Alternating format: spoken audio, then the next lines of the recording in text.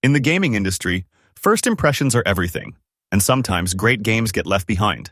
Whether it's bad marketing, poor timing, or misunderstood ambition, many titles crash at launch only to be rediscovered years later as hidden masterpieces. Some were ahead of their time. Others were buried under hype for bigger releases. But one thing ties them all together. They didn't deserve to fail. This list is for the underdogs, the games that flopped hard at launch but are actually incredible. Mirror's Edge. Released in November 2008, Mirror's Edge got decent reviews but stumbled in the marketplace. Players expected a conventional first-person shooter, but instead got a minimalist parkour game. EA's marketing also struggled to explain what made this game special, leaving many confused. It sold just about 2.5 million copies by mid-2013. Respectable but nowhere near blockbuster status. The truth is, Mirror's Edge was ahead of its time. The free-running mechanics were, and still are, unmatched. No other first-person game makes movement feel this fluid and exhilarating. The minimalist art style, with its stark whites and vibrant reds, created a unique dystopian beauty. The soundtrack by Solar Fields is an electronic masterpiece that perfectly complements the high-speed gameplay. Most importantly, Mirror's Edge dared to be different. It was a pure, kinetic experience about flow and momentum. Over time, Mirror's Edge gained cult status. EA leadership even admitted it deserves to come back as a franchise. In 2016, DICE released Mirror's Edge Catalyst, attempting to expand into open-world form. But even though Catalyst had mixed results, the original game's reputation kept growing and finally got the attention that it deserved.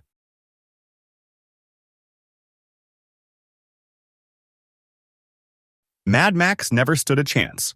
It landed on the same day as Metal Gear Solid 5, a massive franchise known for deep stealth and political intrigue. Avalanche's Desert Sandbox game got overshadowed.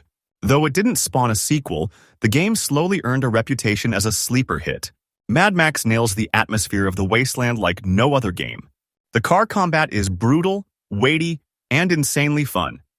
Upgrading the magnum opus from a rusty bucket to a death machine is one of the most satisfying progression systems in any open-world game. The melee combat, while simple, has a raw, bone-crunching feel that fits the world perfectly. The deserts are hauntingly beautiful, with sandstorms that turn the screen into a chaotic nightmare. The lack of fast travel forces you to engage with the environment, making every trip a survival challenge. If you love immersive and atmospheric open worlds, Mad Max is a hidden gem. Thank God that word of mouth kept the appreciation alive. Evil West launched with little marketing and got buried under bigger AA releases. Some critics dismissed it as generic, calling its linear-level design outdated and its story forgettable. The game's old-school, arcadey approach didn't click with players expecting deep RPG mechanics or open-world exploration. This game is a love letter to classic action titles like God of War 2005 and Devil May Cry. Here's why it's actually incredible, and you can see it visually. The combat is fast, brutal, and satisfying. Electric gauntlet punches, shotgun blasts, and gruesome finishers make every fight feel like a bloody power fantasy. If you miss when games were about gameplay first, this is a must-play. Marvel's Guardians of the Galaxy. Despite glowing reviews and a Best Narrative win at the Game Awards 2021, Marvel's Guardians of the Galaxy failed to match Square Enix's sales expectations. After Marvel's Avengers game got trashed, players assumed this was another cash-grab live service mess. It didn't help that Square Enix's marketing made it look like a generic third-person shooter. Many skipped it, thinking it was just more corporate Marvel slop. This game is the opposite of Avengers.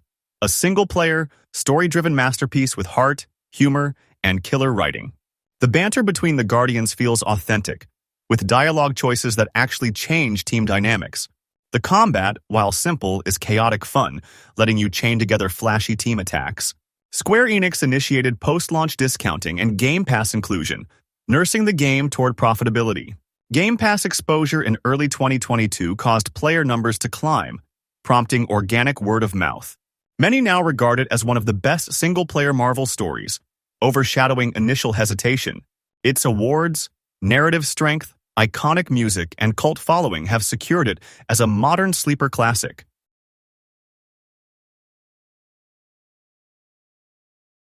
Days Gone. When Days Gone launched on PS4 in April 2019, it suffered from severe launch issues, frame rate drops, long load times, frequent glitches, and occasional crashes, all of which reviewers pointed out. It was criticized for a lack of innovation in the oversaturated zombie open-world genre, with many finding its missions repetitive, its protagonist forgettable, and its pacing bloated. Patch by patch, the game evolved. Beneath the rough edges, Days Gone is one of the most immersive open-world survival games ever made.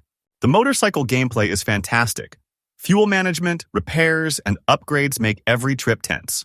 The horde mechanic is terrifying. Fighting 500 zombies at once is pure chaos, and no other game does it like this. Deacon's story starts slow, but evolves into a raw, emotional journey about loss and redemption. Word of mouth and deep discounts turned it into a cult hit.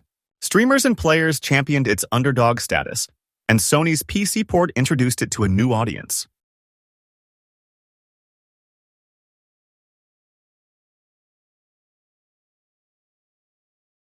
Spec Ops: The Line.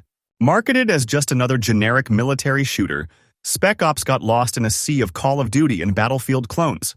Many dismissed it early as boring, before reaching its mind-blowing twists. Publishers also had no idea how to sell a game that critiqued military shooters while being one.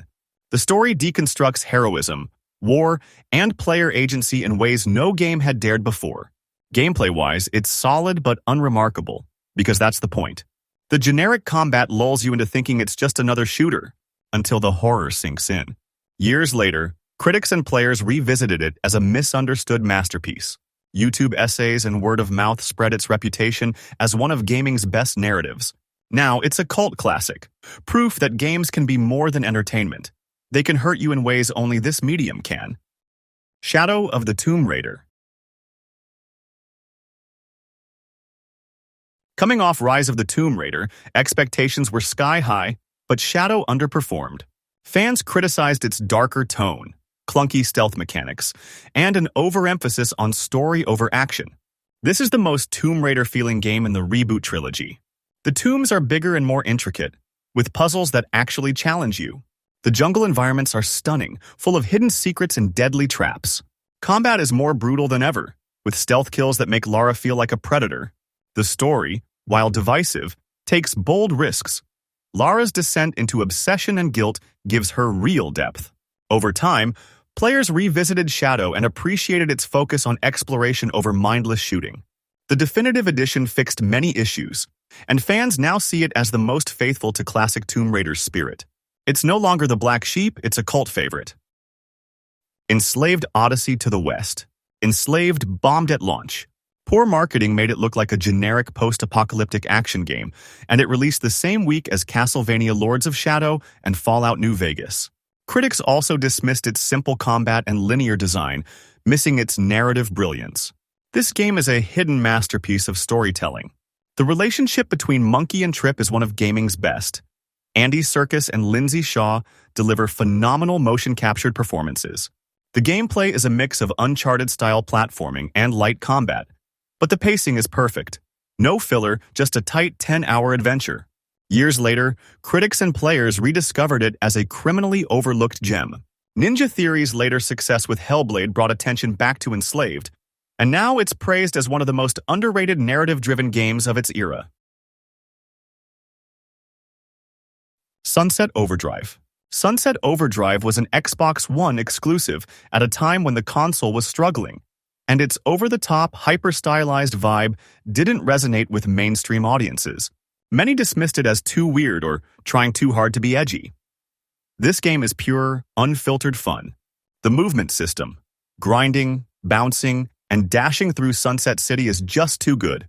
The combat is a riot, encouraging constant motion with creative weapons like the TN Teddy, a grenade launcher that shoots explosive teddy bears.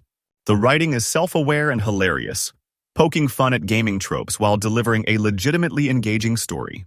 After years of being a cult favorite, Sunset Overdrive found new life when it was added to Xbox Game Pass and later released on PC. Now it's celebrated as one of the most unique open-world games ever made, a reminder that games can and should be fun above all else. Middle-earth: Shadow of Mordor. At launch, it sold well and got great reviews, but it was severely underestimated. Many wrote it off as just another Assassin's Creed clone set in Tolkien's world. Shadow of Mordor is a near-perfect blend of Batman Arkham combat, Assassin's Creed stealth, and something entirely new. The Nemesis system is genius. Enemies remember your fights, betray each other, and come back stronger or uglier if you fail to kill them. It creates personal stories in a way no other game has replicated. The combat is slick and brutal, with satisfying counters and executions. The open world is dense with secrets and side activities that feel meaningful because they tie into the Nemesis system. Once players realized how deep the Nemesis system was, word spread fast. It won multiple Game of the Year awards and spawned a sequel, Shadow of War, that expanded on everything great about the original. Now it's remembered as one of the best licensed games ever, and a testament to how innovation can breathe new life into a familiar formula.